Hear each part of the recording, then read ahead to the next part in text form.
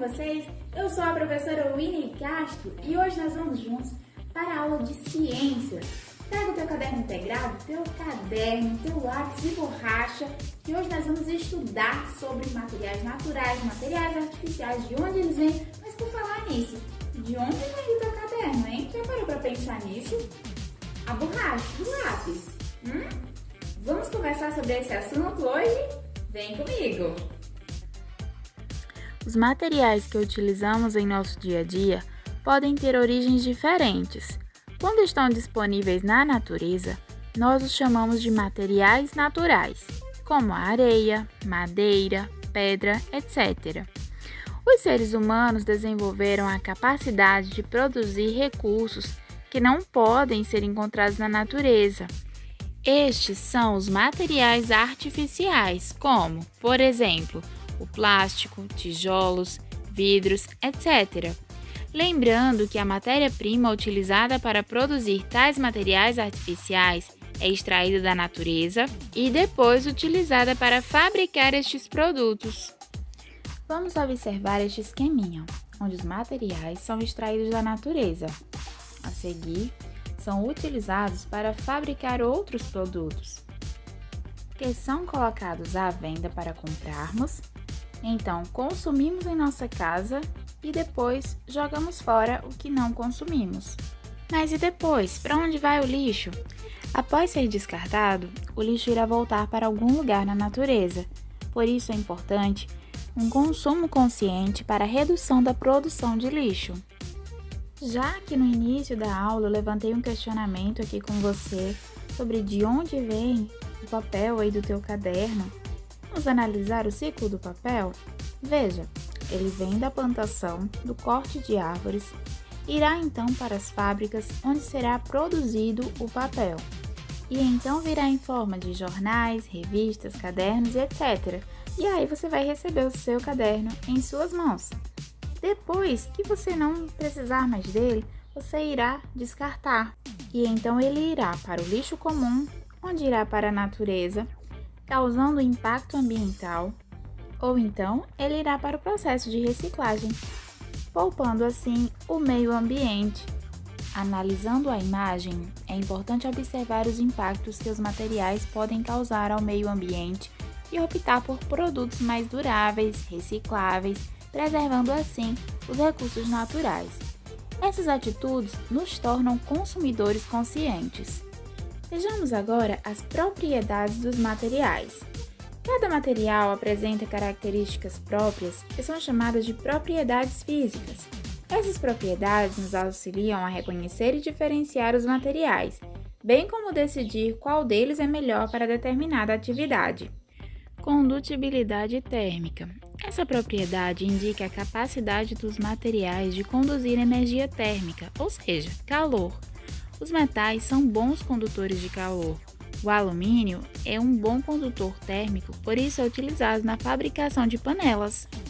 Já os isolantes térmicos são materiais que não conduzem calor. Eles conservam a temperatura daquilo que revestem. A lã, o isopor, borracha, cerâmica, etc. são materiais isolantes. O isopor, por exemplo, impede que o gelo derreta rapidamente em comparação ao gelo que não esteja protegido por ele. E se você for daqueles que gosta de fazer experiências, você vai fazer essa e vai ser muito legal. Coloque uma pedra de gelo numa panela e coloque uma pedra de gelo numa caixa de isopor. E fique observando para ver qual vai derreter primeiro. Não é para levar a panela ao fogo não, viu? É só com o calor do ambiente mesmo. Observe qual dos dois vai conduzir o calor para derreter mais rápido e qual vai preservar a temperatura, protegendo o gelo. Vamos conhecer mais algumas propriedades dos materiais.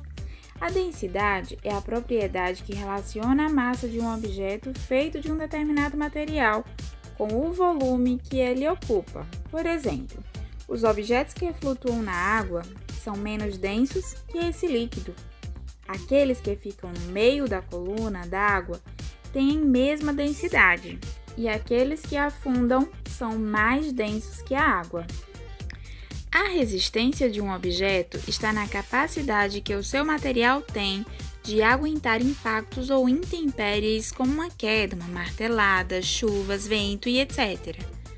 Ao se produzir um objeto, é necessário analisar se a resistência da sua matéria-prima é satisfatória para a nossa necessidade. Por exemplo, a telha de PVC é mais resistente que a folhagem utilizada na cobertura da oca. Então agora, sempre que você ouvir alguém falando sobre se tal material vai aguentar mesmo, você agora saberá que está se falando da propriedade resistência. Outra propriedade é a elasticidade, que é a capacidade do material de sofrer deformações e ainda assim voltar ao normal, quando a força que está causando a deformidade para de agir.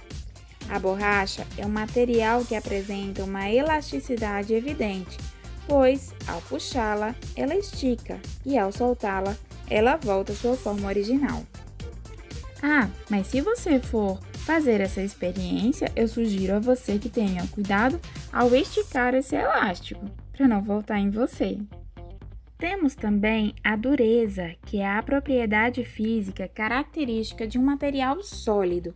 Basicamente, a dureza pode ser avaliada a partir da capacidade de um material riscar o outro, ou a capacidade de um material furar o outro. Agora que você já conhece sobre as propriedades dos materiais, observe ao seu redor se você encontra objetos com a propriedade dureza, com a propriedade elasticidade, condutibilidade térmica. Você pode também começar a observar a resistência desses objetos. Mas agora, vamos testar os seus conhecimentos pegando o seu caderno integrado para realizar as atividades das páginas 7 à página 10. Estamos ficando por aqui. Muito obrigada pela tua companhia, tá bom? Aquele abraço para você e até a próxima aula.